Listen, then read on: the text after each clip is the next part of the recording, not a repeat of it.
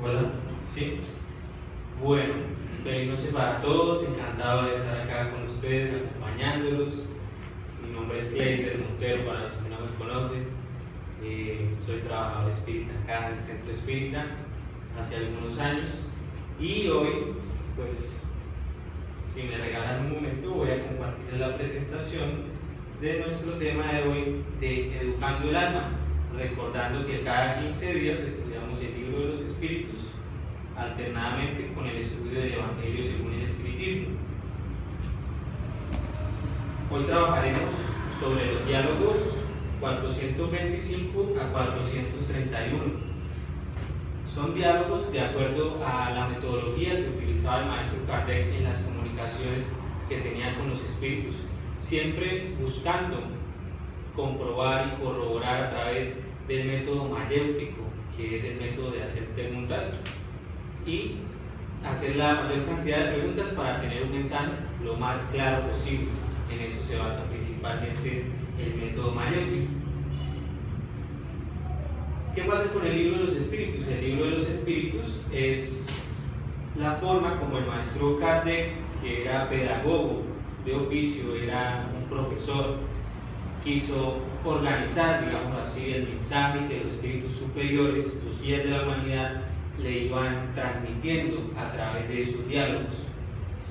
Sabemos que los espíritus superiores están amparados por el espíritu de verdad, que aparece en muchas partes de la codificación, en muchos mensajes del Evangelio según el Espiritismo, y que hemos conocido que es el mismo Maestro Jesús quien estuvo al comando de todo ese trabajo, que principalmente obedecía a la tarea de recordar un mensaje, de recordar la verdad que había sido olvidada por la humanidad.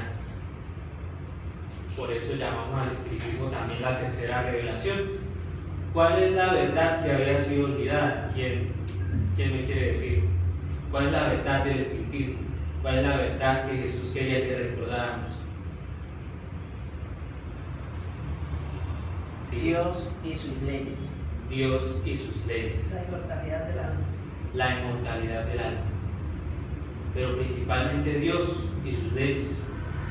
Porque a través de la historia fuimos tergiversando la forma correcta de ver a Dios.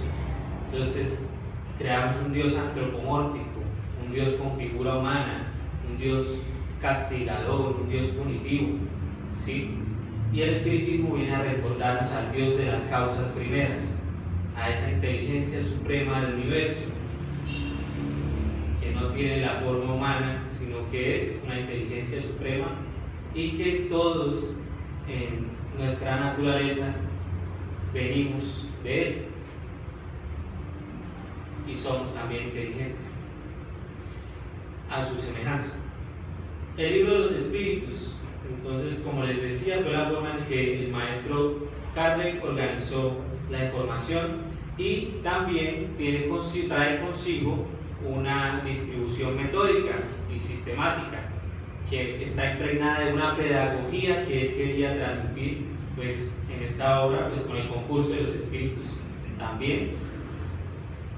Y vemos que está dividido en 4 libros. El libro de los espíritus se divide en 4 libros y a su vez se profundizan en los demás libros de la codificación. Por ejemplo, en el libro primero, que trata de las causas primeras de Dios, de los elementos generales del universo y de cómo está compuesto ese universo, el origen de ellos, el origen de los planetas, el origen de los espíritus, y se profundiza en el libro de la Génesis. El libro segundo, que es el mundo espírita o la vida espírita, todo acerca de los espíritus, se profundiza en el libro de los medios. El libro tercero, que corresponde a las leyes morales, principalmente a las expresadas y contenidas en la moral de Jesús, en la moral de Cristo, se profundiza en el Evangelio según el Espiritismo, el cual trae consigo citas bíblicas y pasajes de la Biblia y del Evangelio que son explicadas y clarificadas por los espíritus superiores. Y finalmente el libro cuarto, que habla sobre la vida futura, las esperanzas y los consuelos, el cual es una temática que se profundiza en el cielo y el infierno. Entonces vemos cómo obedecía todo a una distribución metódica.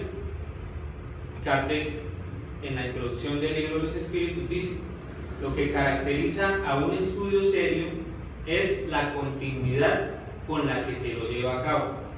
Y con continuidad no se refería solamente al tiempo, a la dedicación o al esfuerzo, sino a que hiciéramos el estudio como debía hacerse, ¿sí? Yendo desde lo general hasta lo particular y pudiendo entonces, a partir de un estudio serio, concienzudo, reflexivo, en el cual nos tomamos el tiempo de estudiar la doctrina, ahí sí sacar nuestras propias conclusiones. Un hombre serio, una persona seria, no juzga a priori algo que naturalmente desconoce, porque el espiritismo se presenta como una doctrina totalmente nueva y los espíritus y las leyes que rigen el universo en sí se presentaron también como una doctrina completamente nueva. Entonces requería de estudio, del estudio serio, necesario y dedicado. Bueno, también como este es un estudio, pues debemos tener algunas nociones previas. Dentro de esas que estamos en el libro segundo, nos encontramos allí, libro segundo del libro de los espíritus, el cual es el mundo espírita. Y dentro del capítulo 8, que es acerca de la emancipación del alma, que es ese estado de liberación temporal del alma, ya sea en estado de sueño o por otras facultades que el mismo espíritu posee, el mismo espíritu encarnado, que puede emanciparse. Y hoy vamos a hablar acerca de una de esas facultades, la cual es el sonambulismo.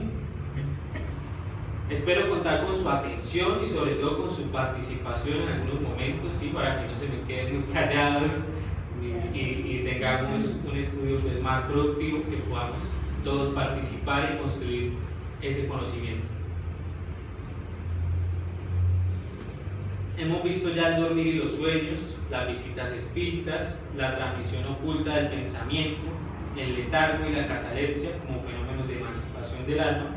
Y hoy estaremos hablando del sonambulismo en lo que respecta desde los diálogos 425 a 431.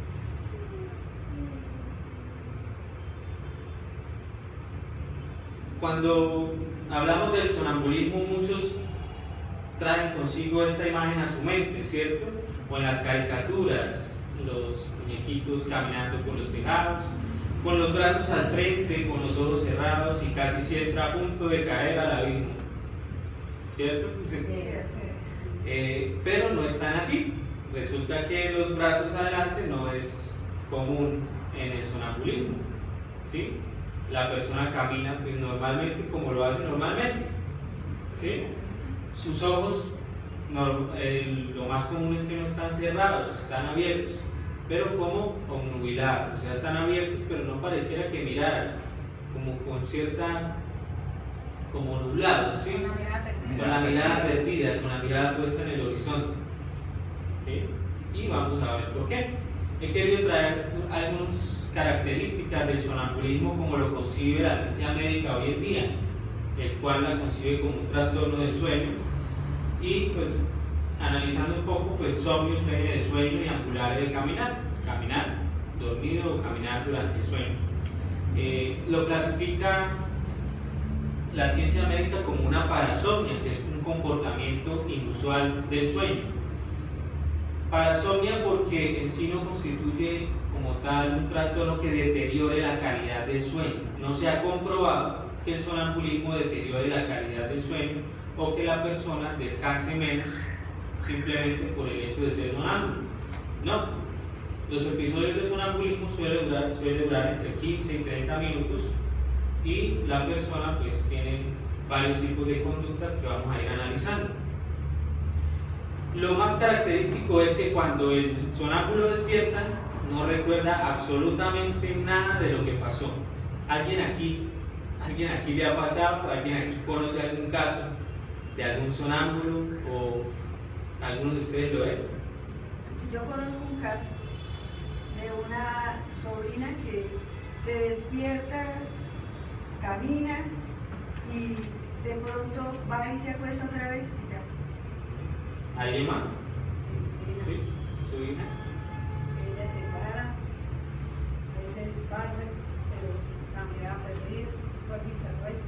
canta, no sé, o sea, no se entiende lo que canta y lo que se muestra. A veces canta, a veces baila, a veces barre, habla, algo que se entiende muy poco, ¿sí?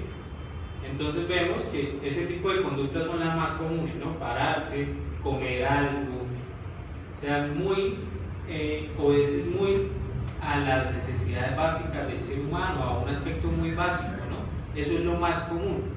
Pero vamos a ver que hay cosas dentro del sonambulismo que se salen completamente de lo común y que son las que ocupan una observación más seria. ¿Qué ocurre durante el sonambulismo? Ocurre durante la fase de REM 3, pero pues para que entendamos esto he querido traer este gráfico que es un poco muy, a mi modo de ver, algo sencillo de entender, y es que cuando nos acostamos a dormir pasamos por diferentes fases, nuestro cerebro, nuestro cuerpo pasa por diferentes fases. Entonces pasa por N1, que es una fase donde se empiezan a relajar los músculos. Luego N2, que ya estamos dormidos, se puede decir que estamos dormidos, pero es un sueño muy liviano, donde cualquier cosa nos puede despertar, donde realmente pues empezamos a bajar nuestra actividad de los órganos del cuerpo, pero es liviano el sueño. Y N3, que es una fase ya de profundización del sueño, donde los órganos se encuentran letargados, por decirlo así, disminuye el ritmo cardíaco, la respiración, la actividad cerebral baja considerablemente. También se le llama a esta fase sueño de ondas lentas, es decir, una ondulación cerebral, una actividad cerebral de ondas muy lentas, con poca actividad. Y finalmente la fase REM, que es la fase donde soñamos. REM es movimientos oculares rápidos en inglés, y es ahí con esos movimientos oculares que registramos los sueños vívidos. Esos son los sueños que podemos recordar, los que ocurren en la fase REM. ¿Sí? El sonambulismo ocurre en N3 durante el sueño más profundo que tenemos, es decir, los órganos están casi que letargados, o sea, una actividad muy mínima que realmente no explica mucho cómo pueden ocurrir fenómenos a veces tan complejos. De cierto modo, la ciencia médica ha intentado explicar esas actividades de automatismo del cuerpo. ¿Sí? El cuerpo se entrega a cosas que hacen lo cotidiano, ¿sí? Conductas motores simples, de lenguaje simple o comunicación simple, pero de algún tipo más complejo todavía no se ponen muy de acuerdo. Es de predominio en la niñez, pues desde el punto de vista espírita se podría explicar de que se está consolidando la reencarnación, y en los niños todavía el espíritu es más de allá que de acá, y por eso tiene más episodios de sonambulismo. Se podría explicar desde ese punto de vista. A partir de los 15 años ya los episodios de sonambulismo empiezan a disminuir. La ciencia médica desconoce sus causas exactas, ¿no? Le atribuyen que se agudicen los síntomas a la causa de estrés, de fatiga, de problemas emocionales, de ese tipo psicógeno, de origen psicológico. Y también a la causa genética. Es muy probable que un padre o una madre que tengan sonambulismo herede esa condición, ese comportamiento inusual del sueño a sus hijos. Pero como les decía, logramos explicar desde ahí, si es que con parcialidad, ¿no?, algunos de los fenómenos muy básicos que ocurren en el sonambulismo. Pero ¿qué pasa cuando ya se empiezan a volver más complejos? Cuando el sonámbulo, por ejemplo, se levanta y conduce un auto sin chocarlo, con sus órganos, como les decía, completamente letargados, con su actividad cerebral en lo más mínimo. ¿Qué pasa ahí? ¿Cómo logra llegar a su destino, volver, seguir durmiendo? Esas cosas han ocurrido, esos casos están documentados. Cuando el sonámbulo se levanta y empieza a hablar otro idioma, un idioma que desconoce, que nunca ha estudiado, ¿sí?, ¿de dónde procede eso si en su órgano físico no está registrado ese aprendizaje? Hay casos de sonámbulos que se paran a trabajar y resuelven cuestiones, problemas de su trabajo. un físico cuestiones de física, un químico de química, y se paran y hacen su trabajo y lo dejan listo para el día siguiente. ¿Qué ocurre? Hay un esfuerzo cognitivo que se debe hacer ahí, ¿cierto? Y para el cual el cuerpo no está prestando todo su potencial, ¿cierto? Si obedeciera el cuerpo a fenómenos automáticos, motores automáticos, porque hay personas que buscan los tejados, ¿cierto? Para ir, subirse al techo, a contemplar las estrellas o a caminar por ahí y a deambular, ¿es lo que hacen de forma automática en su vida diaria? No, ¿cierto? No es común. ¿No? Entonces, ¿por qué lo hacen? ¿Cierto? O de repente el sonámbulo empieza a hablar de temas trascendentales, de la vida, de la muerte, de filosofía, de cosas que pareciera que fuera otra persona, completamente diferente. Son esos casos que, a pesar de ser más escasos, porque lo común es comportamientos muy simples, ¿sí? Muy triviales, ¿sí? Eso es lo común. Pero los casos particulares llaman la atención porque su origen está efectivamente en el alma encarnada en el cuerpo. Entonces vamos a ver que Kardec, conociendo estas particularidades del sonambulismo, indagó a los espíritus. La pregunta 425 dice: ¿el sonámbulo natural tiene relación con los sueños? ¿Cómo se lo puede explicar? Entonces, esto obedece pues a la continuidad del estudio y a que veníamos estudiando los sueños, ¿cierto?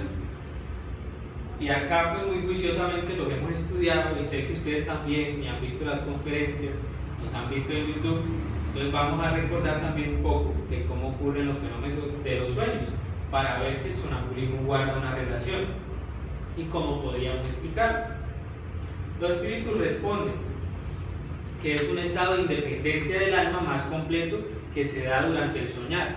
Entonces, bien sabemos que durante el soñar recuperamos muchas de las facultades del espíritu, no todas, porque todavía estamos ligados a la materia, pero sí un buen porcentaje de facultades del espíritu son recuperadas durante el sueño, durante ese estado de emancipación. Acá vemos lo que podría ser de manera ilustrada los mecanismos del sonámbulo.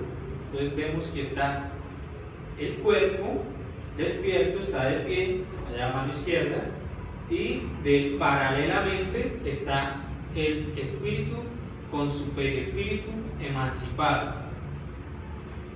¿Qué es lo que los mantiene unidos? Cordón de plata, dicen los orientales.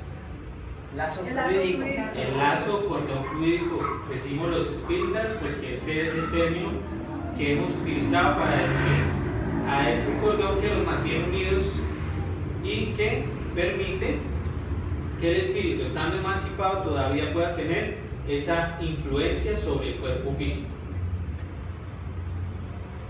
Durante el sueño, paralelamente vemos que durante el sueño el cuerpo pues está completamente dormido, ¿cierto?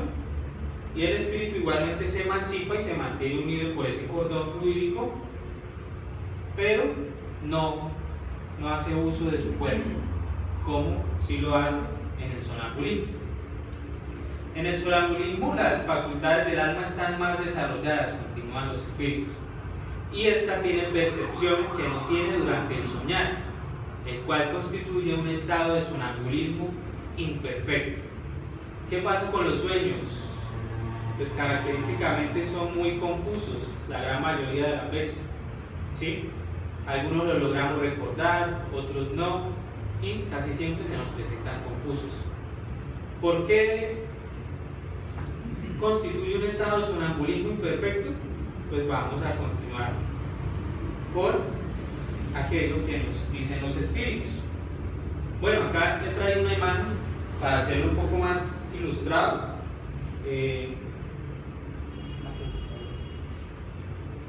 Acá podemos ver lo que ocurre en la fase no REM a mano izquierda y en la fase REM a mano derecha. Sabemos que en la fase REM es donde ocurren los sueños vívidos, ¿sí? Entonces incrementa la actividad cerebral, interviene el órgano físico. Ahí muy al centro vemos como dos frijolitos, ahí más o menos por esas zonas subcorticales intervienen los órganos de la memoria. Entonces esa es una explicación para la cual en los sueños sí podemos recordar algunas cosas, porque en la fase no REM vemos que hay mucha menos actividad, e inclusive las zonas donde está la memoria pues están casi que completamente apagadas, ¿sí? No están en rojo, que son esos dos frijolitos al lado de allá, están apagaditos. Por eso el sonámbulo no recuerda. En el sonambulismo el espíritu tiene pleno dominio de sí mismo. Como los órganos materiales se encuentran de alguna manera en estado de catalepsia, ya no reciben las impresiones exteriores. Cosa curiosa, ¿no? El espíritu, ya sin la intervención tanto de los órganos, porque los órganos están dormidos muy profundo, ya puede ejercer una mayor influencia sobre el cuerpo y puede expresarse con una mejor fluidez. Mientras que en los sueños de los que se tiene conciencia, los órganos, incluidos los de la memoria, comienzan a despertarse. Es decir, en los sueños sí hay la intervención del órgano y de los mecanismos físicos de la memoria para poder grabarlos en la memoria, pues valga la redundancia, pero en el sonambulismo no. Entonces por eso, y los espíritus tenían estas imágenes de resonancia magnética funcional, no la tenían, ¿cierto? Pero saben que los órganos de la memoria cuando se sueña empiezan a despertarse. En este tema del sonambulismo vamos a ver también cómo pueden ellos observar y ver a través de esos órganos físicos. Entonces, cuando los hechos de sonambulismo se producen, es porque el espíritu, preocupado por una cosa u otra, se entrega a una acción cualquiera para cuya realización necesita utilizar su cuerpo. ¿Sí? Entonces es como el reflejo del sueño, pero en vivo y en directo. ¿Sí? ¿Me hago entender? Sí. En vivo y en directo, o sea, está reflejando tal cual el contenido de sus sueños o de lo que está experimentando en el fenómeno de emancipación. Pero ¿qué sucede con nosotros los hombres? Por ejemplo, en el capítulo de sueños, ¿cuáles son los sueños más comunes? Relacionados con las cosas materiales, preocupaciones del día. Preocupaciones materiales, pasiones, Situaciones de placer. situaciones que nos generan placer, Odio, venganza, rencor, se sueña pelear. se sueñan peleando, discutiendo con alguien, o sea, muy del orden material, porque en eso centramos nuestros ideales y en eso centramos nuestras preocupaciones diarias. Examinemos entonces la calidad de nuestros pensamientos, la forma en cómo vivimos nuestro día a día durante la vigilia. Esas reflexiones las hacíamos con el tema de los sueños y vale la pena traerlas hoy para que sigamos reflexionando al respecto, para que tengamos buenos hábitos antes de acostarnos a dormir, ¿sí? Y así podamos mejorar la calidad de nuestros sueños. No nos entreguemos a cosas tan básicas como las que vemos reflejadas en la mayoría de los sonámbulos. Van, buscan algo de comer, algunos tienen algunos comportamientos sexuales, naturalmente, ¿sí? Porque se entregan a ese tipo de necesidades, y etcétera, etcétera. Muchos ejemplos de ese orden material. Pero cuando empezamos a poner nuestros ideales en un orden superior, en el trabajo por el bien, en el dar sin esperar nada a cambio, en la caridad, en la práctica del amor, de la tolerancia, de la comprensión, en el ejercicio y en el desarrollo de nuestras virtudes, pues vamos a tener otras experiencias muy diferentes.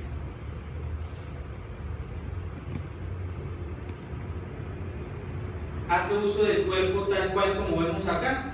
Acá vemos que en la mediunidad un espíritu se acerca al medio y hace uso de su mano para escribir. La envuelve con su perispíritu en el medio, que tiene una predisposición orgánica, también una facultad susceptible de desarrollo para poder plasmar sus ideas y sus pensamientos. Hace uso de su mano. En el sonambulismo, ¿quién hace uso del cuerpo? El propio espíritu. El propio espíritu, ¿cierto? Ningún otro espíritu. Es el mismo espíritu el que hace uso de su cuerpo, pero hemos traído esta analogía porque es pertinente y es la que traen los espíritus en el libro del Espíritu. Dice, así como el medio, el espíritu se vale del medio, así el espíritu del sonámbulo se vale de su propio cuerpo. Así como el espíritu se vale de los fluidos para impregnar de ellos un cuerpo inanimado, que es una mesa, ¿sí? En el fenómeno de las mesas danzantes, asimismo el espíritu se vale de su cuerpo para manifestarse, ¿sí? De sí mismo. Entonces surgen unas preguntas como ¿por qué no recuerda el sonámbulo? ¿O por qué los sueños no tienen ningún sentido? Entonces ya lo hablamos, ya lo tocamos un poco, ¿cierto? Sí. Que tiene todo un sustento también en la parte orgánica, y sabemos que el espiritismo, al ser una ciencia, siempre irá de la mano de esos hallazgos, y la ciencia va a ir comprobando también todo lo que el espiritismo nos ha dicho. Entonces, para comprenderlo, pues en dos imágenes, ¿sí? Cuando ocurre el sonambulismo, los órganos de la memoria están apagados, por eso no recordamos. Sencillo, ¿cierto? Por eso no recordamos, porque el órgano físico, el cerebro, no interviene en ese momento en el que ocurre el episodio de sonambulismo, no interviene. Mientras que, ¿por qué los sueños no tienen ningún sentido? Se explica porque los sueños ocurren en una fase en la que los órganos de la memoria despiertan, intervienen el órgano físico, y por consiguiente es como si le dijéramos al cerebro, bueno, escríbame todo esto, pero rapidito, en 15 minutos escríbame todo lo que yo he experimentado, y entonces pues logra escribir algunos detalles y recuerda cosas con claridad, pero otras no, ¿sí? Porque es en un momento muy específico en el que el cerebro como que escribe ese contenido de los sueños. ¿Sí me hago entender a través de esa analogía? Sí. Si alguien tiene alguna pregunta, también puede levantar la mano. La resolvemos. Gracias. Vale. Acá Kardec continúa, pero ya interesado en otro tema, y es el del sonambulismo magnético. El denominado sonambulismo magnético tiene relación con el sonambulismo natural. ¿Cómo a qué suena el sonambulismo magnético? Inducido. ¿Sí? Bueno, acá lo vemos claramente en la imagen, ¿no? Se presenta un hombre que posee pues, gran magnetismo, ¿sí? Que es una facultad de sí mismo, de su propio espíritu. Ya vamos a ver cuál es la naturaleza de ese fluido. Magnetiza al sonámbulo para que entre en un estado de sueño profundo, no para que una persona que no tiene la facultad de sonambulismo la posea o la despierte en ese momento, sino para que una persona que ya tiene la facultad sonambúlica entre en el estado profundo de sueño necesario para que ésta se manifieste. ¿Sí? Todos tenemos esa predisposición a ser sonambúlicos porque, por ejemplo, si yo voy a un psicólogo psicoanalista, me puede inducir a un sueño profundo para el sonambulismo, y de ahí se habla de hipnosis, ¿no? En términos clínicos. Entonces, ¿eso es lo mismo o son... La hipnosis también tiene que ver con una especie de sueño, pero menos profundo, ¿sí? En el sonambulismo se induce ya un sueño más profundo, y por eso el alma puede manifestarse con casi total libertad, ¿no? Porque hay algunas limitantes que vamos a ir conociendo. Pero cuando hablamos, digamos, que duermen en la hipnosis, lo que digamos viaja hacia el, por ejemplo, porque ellos ven como otras situaciones, vidas pasadas que han pasado, ¿es el alma el que ve Efectivamente, es el espíritu que recuerda, ¿sí? Porque pues, se sacan de ese archivo de nuestro perispíritu esas memorias.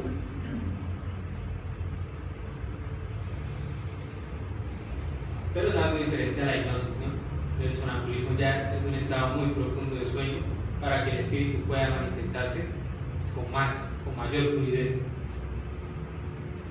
Son lo mismo, ambos son lo mismo. Entonces el sonambulismo magnético y el sonambulismo natural son lo mismo, solamente con la diferencia de que uno es provocado y el otro se da de manera espontánea y natural durante el sueño. ¿Sí? Con el sonambulismo provocado, otra persona puede hacer que otra persona, por ejemplo, haga cosas a favor de que la está induciendo. Solo todos los espíritus tenemos libre albedrío. Por ejemplo, está la persona, yo sé que X persona es un ángulo, tiene la facultad de un ángulo, yo tengo por ejemplo, el doctor, tratamos así de poder influirlo a él y decir, necesito esto, lo puede llevar, o el espíritu de esa persona dice no, lo rechaza porque es un individuo. Sí, buena pregunta.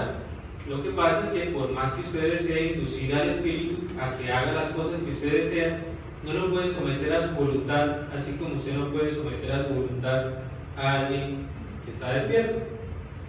Cada persona tiene su libre albedrío y en ese momento el espíritu tendrá su capacidad propia de decidir y discernir si realmente desea hacer lo que usted le está pidiendo o no.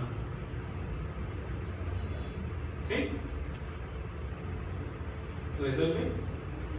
O sea que la persona dormía y yo la duermo, por ejemplo, sé que es un ángulo, yo lo duermo, pero si no tiene la facultad que yo estoy utilizando con el don que tengo, si no tiene la facultad del espíritu de decir no, comete lo que yo quiero que haga, porque tiene libre albedrío, pero si no es un espíritu evolucionado, depende de la voluntad de cada espíritu. Dios nos da ese libre albedrío dentro del marco de sus leyes de amor, de justicia, ¿sí? Para que nosotros decidamos y obremos.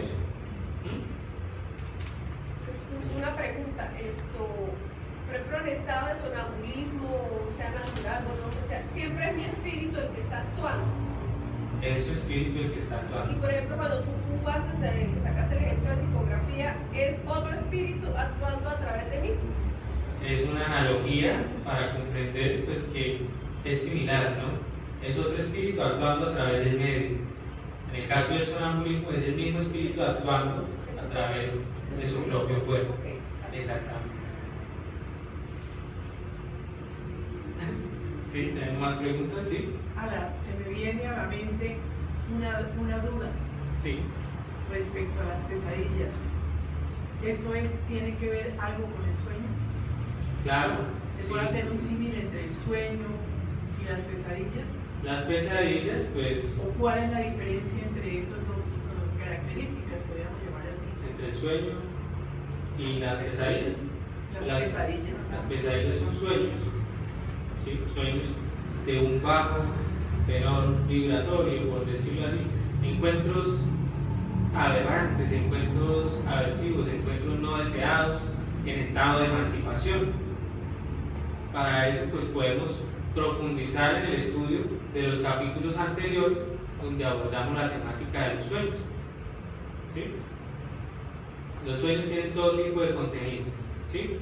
Dependiendo también de nuestro carácter moral, de nuestra evolución moral. Y también hay que tener en cuenta que en las pesadillas, nosotros en ese estado de emancipación, pues también podemos tener miedos, reencuentros de pronto con seres que de alguna manera quieren afectarnos, o simplemente también pueden ser relacionados con los miedos que nosotros normalmente podemos tener, miedos o fobias o circunstancias que de pronto nos pueden haber alterado en nuestra vida de relación, y durante el sueño podemos tener pesadillas relacionadas con algo que nos impactó fuertemente durante la vida de relación. Pero es sueño, está dentro de la fase de los pero sueños. como más livianos, como más... Sí. Más material. Bueno, Sí. continuando para ir clarificando, vamos a ir clarificando, porque el objetivo de Kardec, ir preguntando, es ir clarificando. Entonces vamos a ver si ahorita más adelante se resuelven con el mismo estudio algunas de las cuestiones que ustedes están planteando. En la 427 el denominado, ¿cuál es la naturaleza del agente denominado fluido magnético? Esto lo trajo a colación también Leonardo, los elementos generales del universo. Encontramos que dentro de los elementos generales del universo está la materia y el espíritu como los dos elementos generales, y por encima de ellos Dios, el cual los abarca en todas sus leyes. La materia es un elemento general del universo y de ella se desprende el fluido cósmico universal, que es una especie de materia pero más inteligente, que permite que se organicen, que se constituyan de una u otra manera, yendo desde lo más sutil y más etéreo hasta lo más tangible. De esta manera se puede decir que el cuerpo físico está hecho de fluido cósmico universal, pero también las moléculas de oxígeno, las moléculas de hidrógeno, cosas que no vemos a simple vista y que también son materia muy sutil, están hechas de este fluido cósmico universal. Y este fluido cósmico universal cumple el propósito de permitirle al espíritu, que es el principio inteligente del universo, espíritu con E minúscula, como principio, como elemento. Así lo establece Kardec, ya que el espíritu con E mayúscula se refiere a las individualidades de esos seres inteligentes que están hechos de espíritu. ¿Me hago entender? El espíritu es un elemento general y el espíritu con E mayúscula es la individualidad, el ser inteligente. Y este fluido cósmico universal le permite al espíritu, ya que va desde lo más sutil hasta lo más tangible, interactuar con la materia. Están hechos para influirse recíprocamente, y hasta ahí es donde podemos entender por qué los espíritus también reiteran que hay ciertas cosas del origen de esos elementos o de esas sustancias que todavía no estamos preparados para comprender por nuestras capacidades e incluso por nuestro lenguaje.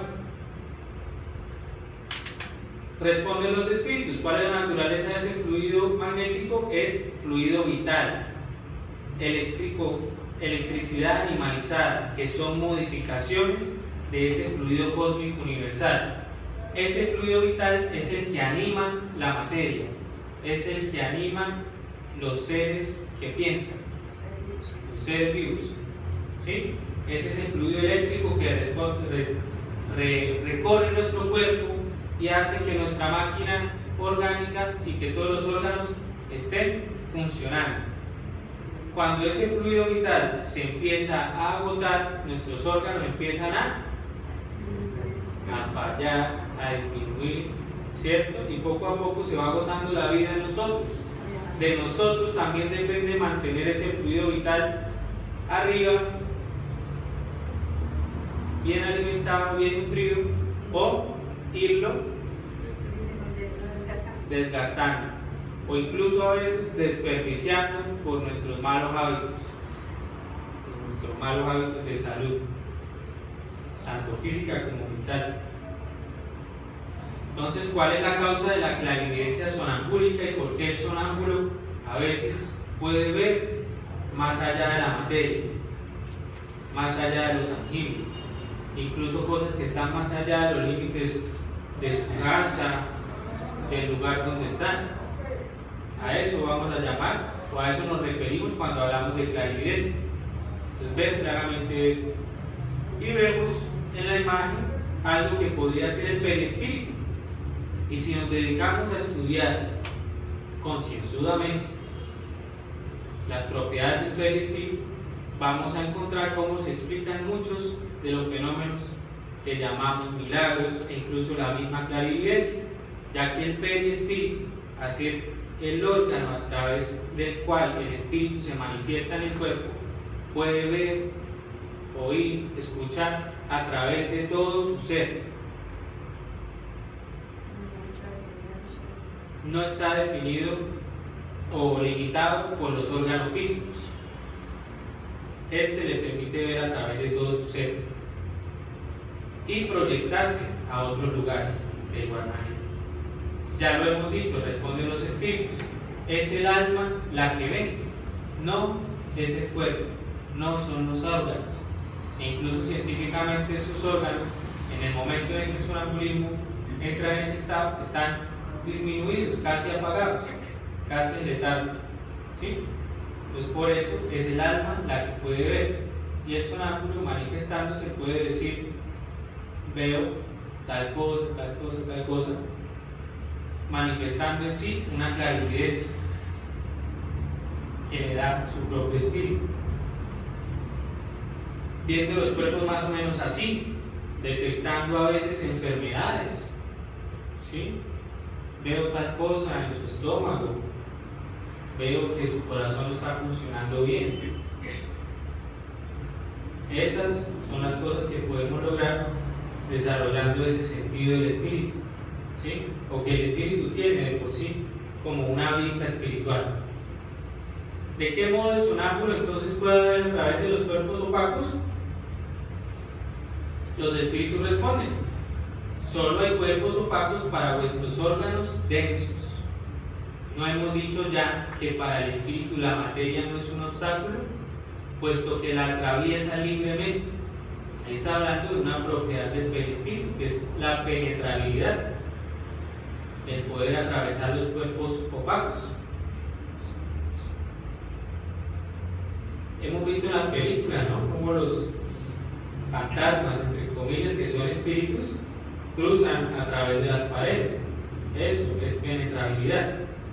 Solo pues que no necesita hacerlo como tan literalmente, sino que incluso con su visión puede ver a través de las cosas, a través del espacio, con mayor libertad. Entonces, si puede ver con mayor libertad, si tiene esa clarividencia, entonces Kardec pregunta: puesto que la clarividencia del sonámbulo es la de su alma o espíritu, ¿por qué no lo ve todo? Además, ¿por qué suele equivocarse? Si es que lo está viendo todo y si puede atravesar todo, si tiene esa facultad tan extraordinaria, ¿por qué se equivoca? ¿O por qué no puede verlo todo? ¿Por qué cree? Porque no se logra, en la emancipación no se logra la libertad o adquirir todas las facultades en ese estado de emancipación. Porque todavía se encuentra unido al cuerpo, ¿cierto? Sí, Sí, así sea por ese cordón fluídico, está unido al cuerpo todavía. Me imagino que también porque no le está dado a conocer todo solamente por un estado de emancipación. Tampoco nos está dado a conocer todo, ¿cierto? Porque todo tiene sus límites. Todo tiene sus límites. Y debemos ser humildes para entender eso. Porque si somos orgullosos y creemos que con esa facultad vamos a prometerle a las personas que los vamos a curar, que les vamos a decir todas las enfermedades que tienen, si hacemos mal uso de esa facultad, ¿qué va a pasar? Nos vamos a equivocar, pero por nuestra propia imperfección moral, por nuestro orgullo, por nuestra arrogancia. Responden los espíritus: en primer lugar, no es dado a los espíritus imperfectos, ahí está en rojito, imperfectos, verlo y conocerlo todo. Y eso somos, la gran mayoría somos espíritus imperfectos. Dediquémonos a estudiar la escala espírita y veremos cómo dentro de esas categorías de los espíritus imperfectos, ahí encajamos, pero de maravilla, con muchas de esas cualidades o defectos que allí están detallados. Escala espírita, pregunta 100 del libro de los espíritus. A partir de ahí se desarrolla ese tema. Entonces nuestro espíritu es más o menos así como en esa imagen. Al principio es muy opaco, muy materializado, muy del orden físico, todavía con muchas limitaciones, ¿cierto?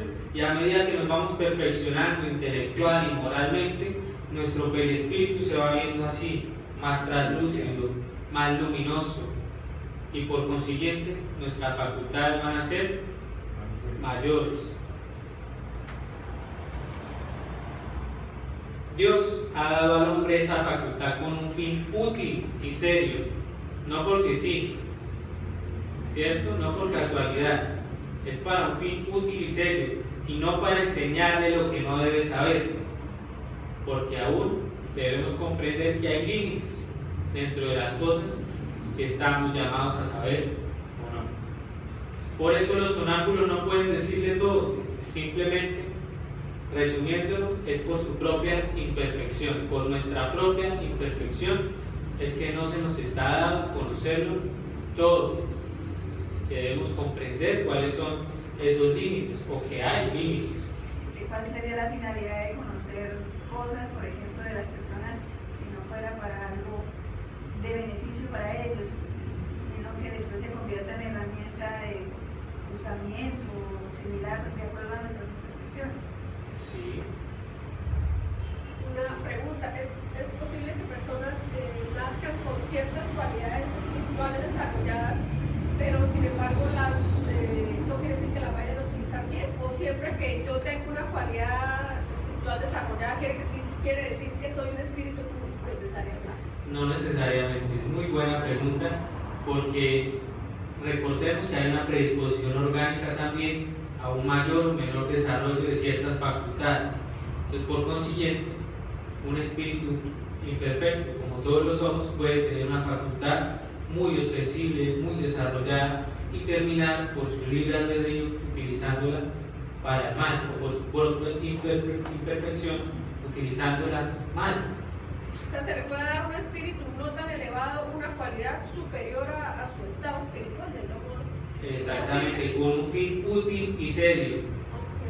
Sin embargo, si por nuestra propia imperfección no lo hacemos de esa forma, pues ya nos tocará hacernos responsables de las consecuencias que esas acciones traen. Por ejemplo, la facultad mediúnica como tal no es una facultad superior, es una facultad que es independiente de la moral de aquel que la posee. Y dependiendo de la moralidad que desarrolle, será el uso que le va a dar. Y ahí es donde la va a sublimar o no. Porque así como hay personas con esa facultad que la ponen al servicio del bien, hay otros que cobran y hacen otras cosas que no deben hacer. ¿Sí? Exactamente, tal cual como ocurre en la mediunidad. Ahí está el ejemplo. La mediunidad se da a todas las personas, de todas las condiciones sociales, económicas, de raza, ¿sí? Pero siempre libre albedrío. Ahí está, presente. Dios no quebranta sus propias leyes. Si nos ha dado libre albedrío es para que lo utilicemos y nos deja utilizarnos a nuestra voluntad, nos deja que lo utilicemos, ¿sí? Y no debemos cuestionar eso. Simplemente al saber y al tomar conciencia vamos a entender que toda acción tiene su consecuencia y una acción negativa siempre va a tener una consecuencia negativa. Si una persona tiene, por ejemplo, como dice ahí la hermana ahorita, tiene un don, por ejemplo, no conoce el espiritismo, pero tiene ese don y empieza a utilizarlo para hacer cosas buenas, su espíritu puede ir evolucionando también a medida que ella va haciendo las cosas buenas y trata de no hacer las cosas debidas. También puede ir creciendo, así esté dentro o fuera del espiritismo, puede crecer también su espíritu, desarrollarse más. Claro que sí. Nosotros todos espíritus podemos evolucionar donde quiera que estemos si tenemos un deseo firme de hacer el bien. No importa el credo, no importa la religión, ni el lugar donde estemos, si estamos obrando bien, obrando con amor o con una buena intención, de buena fe, eso va a traer sus buenas consecuencias para nuestro progreso espiritual. Con referente a la pregunta que hace el Señor, yo le pregunto, usted dice que se refiere que si ella tiene la facultad de la mediunidad y ella la utiliza para el bien, ¿es lo que usted se refiere? Sí, es como lo mismo, ella nombró la facultad de la mediunidad, yo puedo decir una facultad, por ejemplo, también como puede ser la de orar por esa persona, por ejemplo, usted puede orar por una persona, Es decir, yo oro por otra persona, por la salud de otra persona y mi facultad para orar por la persona puede ayudar a la persona que se alivia, que paso mejor. Entonces, yo voy a utilizar esa facultad de la oración. Eso me empieza a mí, por ejemplo, como se dice, si mi espíritu está haciendo opaco, a pesar de utilizar la oración para ayudar a otras personas, el espíritu mío se puede ir aclarando, estando aquí dentro del centro espiritual, siendo fuera del centro espiritual. Eso depende de la persona, como dice la oración, porque es que a mí también me salió un poquito la pregunta, entonces, hermano, ¿no? Una vez un amigo me dijo, digo, lo que pasa es que uno no ora por las personas, es que usted ora por una persona y la persona tiene espíritus que lo llevan a hacer cosas que no son esos espíritus, que le van a pegar a usted también. Yo le dije, bueno, hay que, o sea, en ese sentido, haciéndome la pregunta, ¿qué tan cierto es o qué tan cierto no es? Porque yo soy una persona que en mis oraciones oraba mucho por las demás personas, pedía mucho por ellos, pero a pesar, cuando escuché eso, me detuve yo un poquitico porque me dio miedo y dije, uy, no, pero entonces yo me voy a echar enemigo encima por orar por otras personas. Lo cierto es que Dios conoce siempre lo que hay en nuestro corazón. Dios conoce nuestras intenciones y el deseo de hacer el bien. Y si usted tiene ese firme deseo y se empeña en eso, puede hacerlo con el amparo de sus guías espirituales, por ejemplo, de los espíritus protectores que se acercan a nosotros cuando nosotros, por afinidad con ellos, queremos hacer el bien, porque ya vamos a irnos desprendiendo de esas influencias negativas, porque nuestro pensamiento se mantiene en el bien. Entonces afinizamos con espíritus buenos, espíritus que nos quieren ayudar en esa labor. Por consiguiente, cualquier espíritu que le vaya a querer hacer daño no va a poder, porque por sintonía de afinidad no encuentra en usted esa recepción de ese mal. O sea, que yo ¿Sí? estaba mal. Sí, yo estaba mal porque yo viví. De eso se trata. Pues, Yo viví en una parte, yo viví un primer tiempo, en un primer piso, en un segundo piso, y era para allá. Pues ya demasiado. Y yo le oraba al Señor por ahí, todos los de la cuadra, hasta que una instalación salía y corriendo. Y ahí donde yo vi un amigo me dijo, papi, tú no pagas eso. Entonces de ahí yo mejor me detuve a dejar de orar por las personas. Y no, pero si yo me voy a ganar tremendo chicharrón, yo me estoy quieto y oro por mí mismo. Perdóname que la palabra así, pero me dio miedo, ¿Qué es lo importante? Que nosotros por eso venimos al centro espírita para estudiar, porque la doctrina y el consolador nos regalan las respuestas a esas preguntas que todos nos hacemos. No es un merced únicamente, todos hemos tenido muchas preguntas relacionadas con esas situaciones y por eso la doctrina nos regala esa oportunidad de estudiar y profundizar y aprender. Por eso es importante asistir. Sí, acá todos estamos aprendiendo. El mismo Jesús nos dio el ejemplo de pedir por otros. Jesús nos dio el ejemplo de Cuando orar está en la por cruz y dice, Padre, perdónalos porque no saben lo que hacen. Estaba pidiendo por sus asesinos. Entonces, nunca orar por otra persona va a ser un error. Exactamente. Bueno, nunca orar por otra persona va a ser un error. Conclusión. Eso no es un error. Está haciendo algo bueno. Bueno, a 431 Kardec pregunta, ¿cuál es la fuente de las ideas innatas del sonámbulo? ¿Y cómo puede hablar con exactitud de cosas que ignora en el estado de vigilia? Cosas que están incluso por encima de su capacidad intelectual. Ya podemos hacernos una idea, ¿cierto? Sí, porque somos espíritus inmortales, ¿cierto? Porque no hemos vivido solamente esta vida. Por eso el sonámbulo tiene muchos más conocimientos de los que nosotros creemos o suponemos. Además, ¿qué es un sonámbulo? Es un espíritu, como nosotros, encarnado en la materia para cumplir su misión, y el estado en el que entra lo despierta de ese letargo, pero así, con esa similaridad, también se entrega a malas pasiones, a comportamientos muy básicos, ¿sí? Muy materialistas. Entonces también por eso se explica, porque ¿cómo le vamos a pedir a un sonámbulo que simplemente por el hecho de ser sonámbulo ya tenga que saberlo todo o tenga que verlo todo? Si es un espíritu perfecto como nosotros, encarnado en la Tierra, que es un planeta de expiación y pruebas, y viviendo sujeto a las mismas vicisitudes que nosotros. Entonces sí abren una puerta como en la imagen para ver con claridad, pero con las limitaciones también que tiene cualquier espíritu encarnado en la tierra. Te hemos dicho muy a menudo que nosotros volvemos a vivir muchas veces. Sí, esta no es la primera vez que vivimos. Y hemos vivido todo tipo de experiencias y en algunas hemos adquirido mucha más intelectualidad, en otras mucha más moralidad, pero en general trabajamos en esas existencias para adquirir de ambas, tanto lo intelectual como lo moral.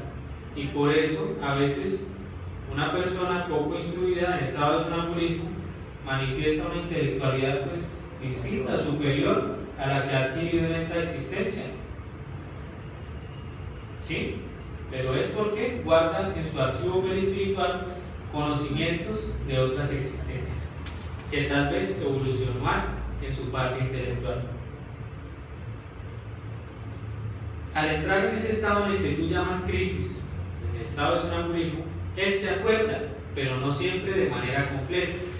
Es decir, a él llegan los conocimientos, pero él no sabe ni cómo ni cuándo los adquirió, simplemente los posee porque su espíritu los posee, porque ya los ha afianzado en su individualidad, en su ser.